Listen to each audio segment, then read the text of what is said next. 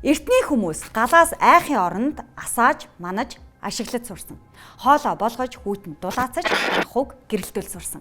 Хүрэл төмөр хайлуулж, зэр зэвсэг, сав суулга хийж сурсан. Гал тойрон сууж, хил яриа, үлгэр домог урлаг хөгцсөн. Ураан бол гал, гэрэл, эрчим хүч. Өнөөдөр аргал түүж, түлээ хаглаад, тог цахилгаан үйлдвэрлэхгүй. Эртний хүмүүс галаас айхгүй мэдсэн. Энэ цагийн иргэн мэдэхгүй айх нь ичмээр явдал. Айх амархан мэдэгч бас хэлбэр болсон. Ураан албарлахад газрын хевлээ жилд 240 мянган тонн, өдөрт 3 вагон хүхрийн хүчил шахах уу. 100% хүхрийн хүчил хийн гэдэг нь 100% худал юм байна.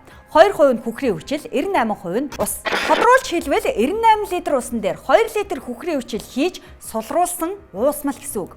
Хүчлийг pH-ээр хэмждэг. 2%-ийн хүхрийн хүчил гэдэг нь хүн амар зүйл мөн үү? Хүний ходоодны хүчил угаасаа pH 1.5-аас 3.5 юм байна. Ходоодны хүчил ихтлээ багтлаа гэж ярьдаг. Хэрвээ хэвэн байвал ураа олборлоход ашиглах уусамлынхтай адилхан байх юм байна.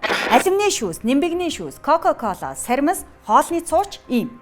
Ингээд эмчлэх ангаах хувцастай шаргалжууд отгон тэнгэрийн аршаан 2% хүхрийн хүчилтэй.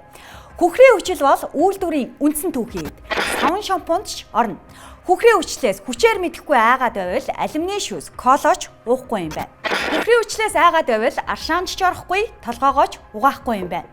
Тэгвэл угаасаа хүчилтэй ходоодоо яах вэ гэдэг том асуудалч хүн бүрд үүсэх юм байна. Урааны тухай мэдвэл айхгүй.